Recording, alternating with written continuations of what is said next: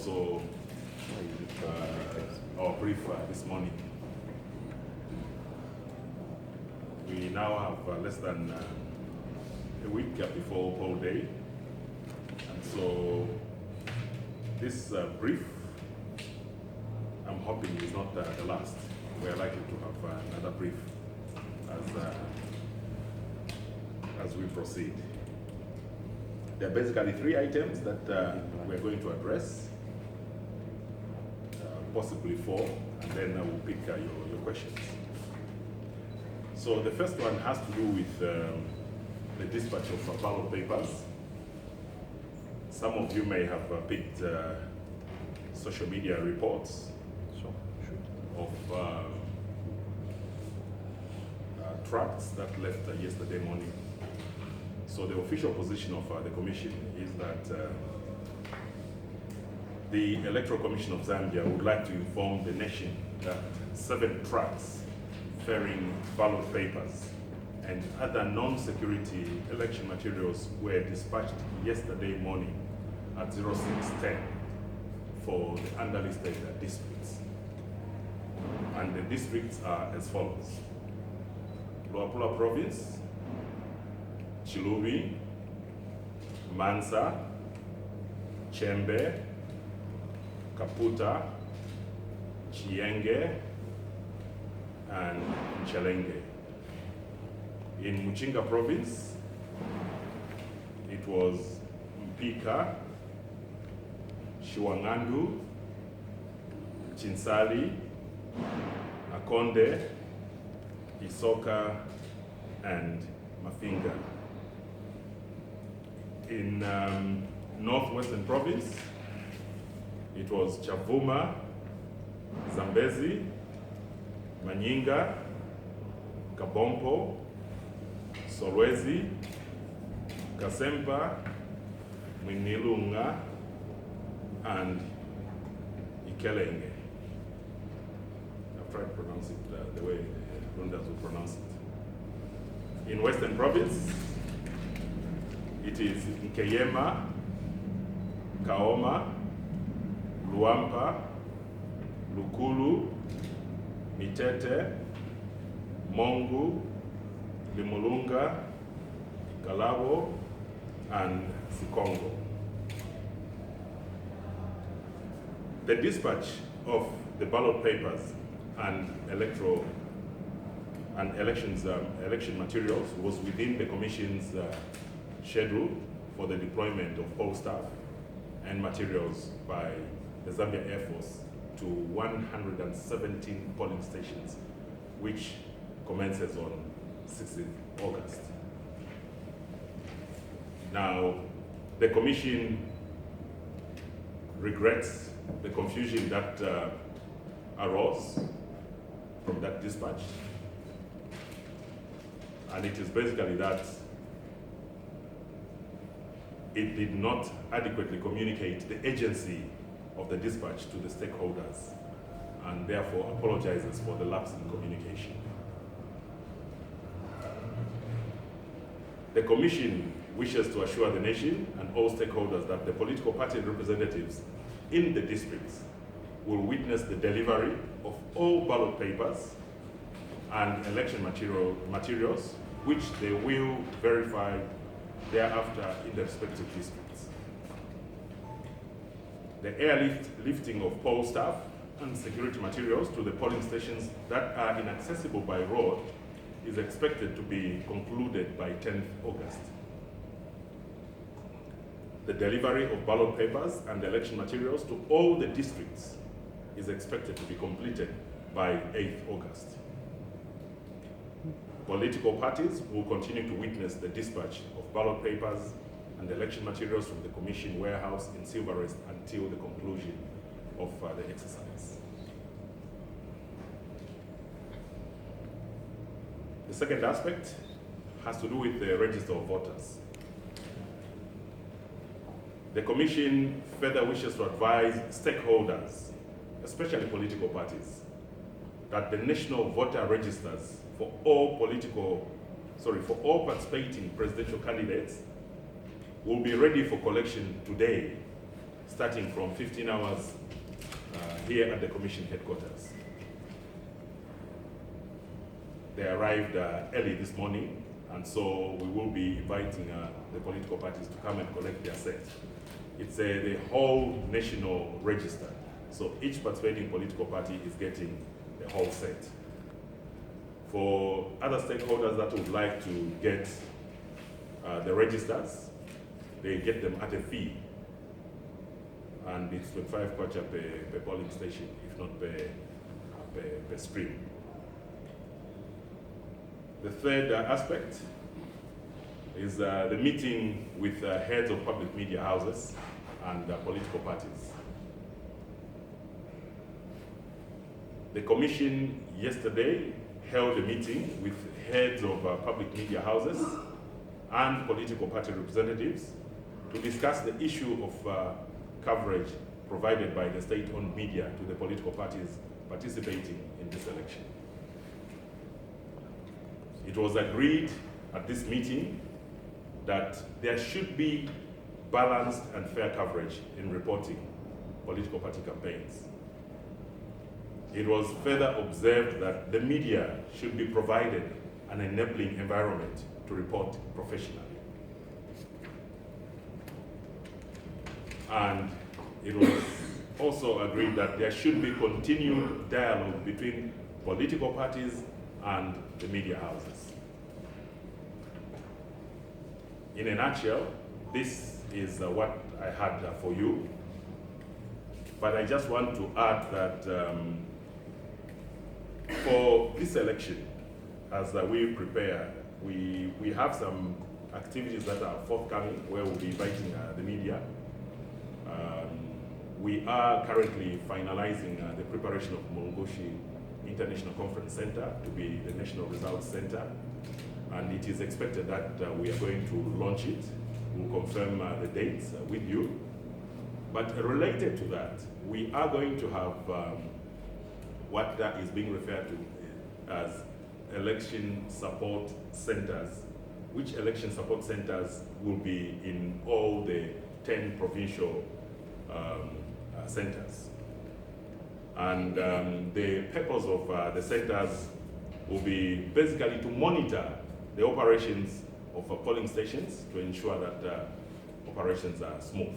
In other words, instances that are happening on the ground will be forwarded to the provincial centers before they are forwarded to the Commission. So the election support centers will be communicating with the Commission headquarters on a regular basis to just track the progress of the elections and any urgent issues that may require attention.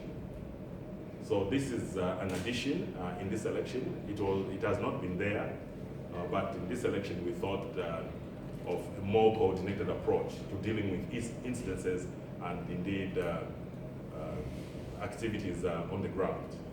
And these will result in what the chairperson and indeed the director will be giving to stakeholders and members of the press. So I'll stop there for now unless you have questions.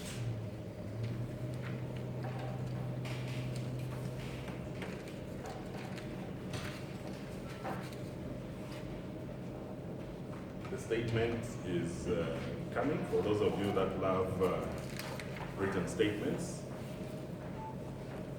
Any comment, any question, any clarification? Yes, Oscar. Yeah. Wanted to find out if the dispatch of those ballot papers, those 7 tracks, was done within this is time, why was there confusion? If it was within time, this is time, why was there confusion what you're talking about?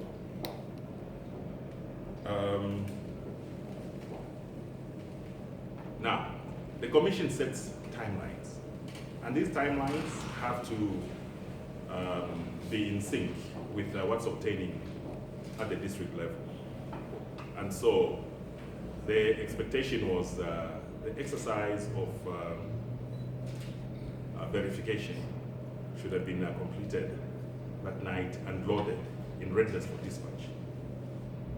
But we had some delays in the process. And so the tracks, the stakeholders that were present felt that the truck should be loaded the following morning, which would have delayed the process on the part of the Commission. And it is for that reason that it was felt, let's proceed with the loading of the trucks and let them leave first thing in the morning. To start loading the trucks the following day, meaning yesterday at 7 o'clock, would have meant the trucks would have left, would have been delayed. And like I said, this had to sync with the delivery now of the ballot papers from the district centers for the inaccessible areas by road. The Zambia Air Force has to be in place, and we already made a program with them to say these things have to be delivered. And that's why we talk about the agency of this matter perhaps was not fully explained to the stakeholders. And it is for that reason that, arising from that, we say that the Commission apologizes for that mix-up. Just a follow-up for Karen's sake. How does ZAF come in? You've mentioned ZAF. I don't know whether you're listening to me. Are you sure you're listening? Yes, Inaccessible areas by road. That's how ZAF comes in. The airlifting of materials and personnel to inaccessible areas. These are polling stations or districts where we have challenges accessing them by road. So we depend on Zambia Air Force to airlift the materials and staff to those areas. Yes, ma'am. I stand to be corrected, but I believe this is not the first time that ECZ is having meeting public media houses. By the way, I know Oscar. We said Kanyanga Prime TV. Okay. Yes, as I was saying, that I stand to be corrected. I believe this is not the first time that ECZ is having meetings with the heads of public media houses. Can you say that there has been an improvement in terms of coverage? And if there hasn't been an improvement, depending on your answer, are we going to see ECZ actually taking action and like just having consultative meetings, which may sometimes not yield fruit? Yes, the Commission has been holding these meetings with heads of media and the public media especially. And we usually will meet with the political parties and of course the media heads. And when political parties request for a meeting with the media heads, especially the public media, we will usually provide that forum. And that's basically what happened.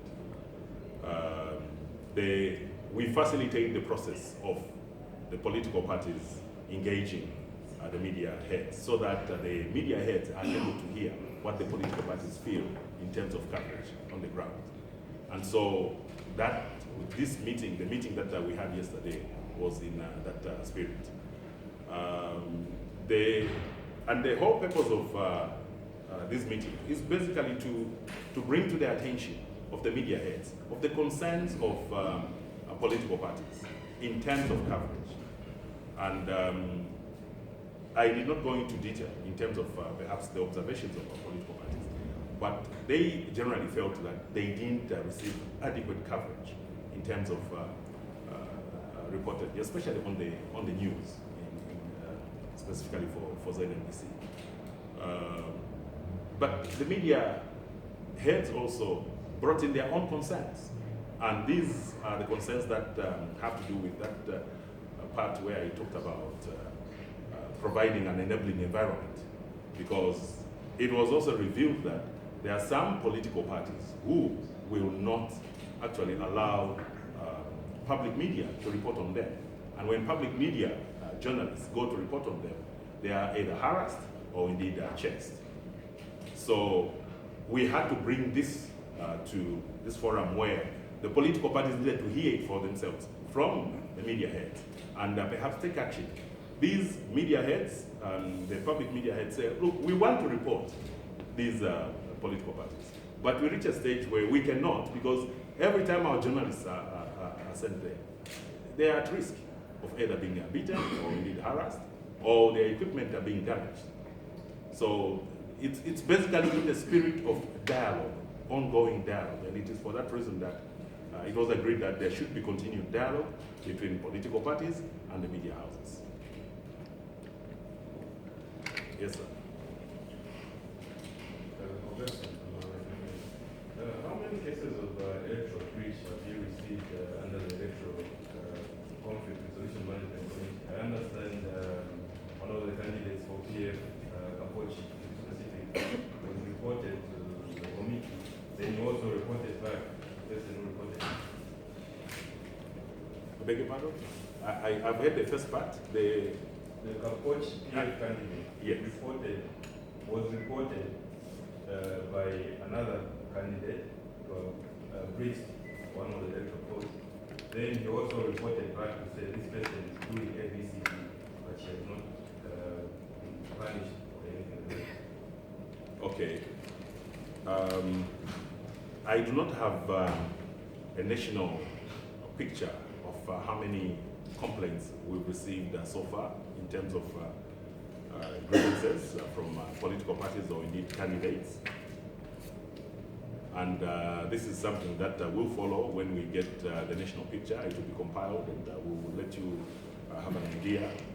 But I'm aware of that complaint having been forwarded to the district conflict management committees. As you may be aware, we have put structures for the resolution of conflicts through these district conflict management committees. Members that sit on the conflict management committees are political parties and usually civil society organizations that are active in a particular district. So this particular matter was brought to our attention.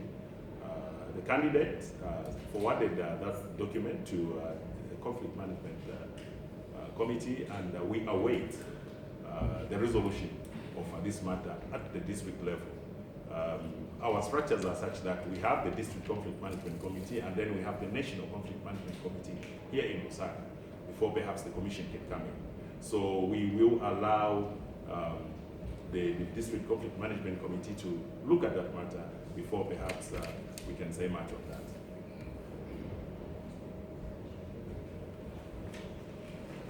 Maybe just get to, did the 7 trucks arrive?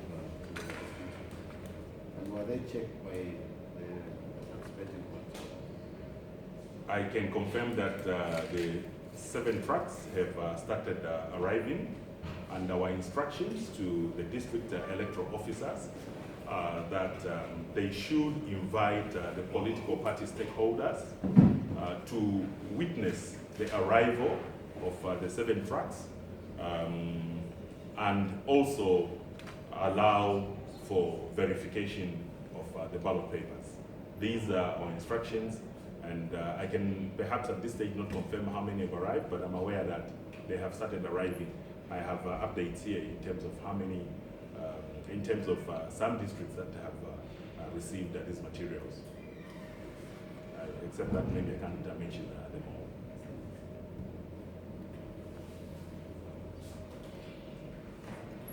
Any other? I would like to thank you very much. Just to remind you that accreditation has been extended at the civic centers up to the 9th. It was supposed to have closed on the 2nd of August, but now it is continuing up to the 9th of August. And for Mulungushi International Conference Center, the media, I hope you are getting your accreditation. You are making your necessary applications. So please ensure that the Intercontinental Hotel is open, and also our office here is open. With that done, I would like to thank you very much.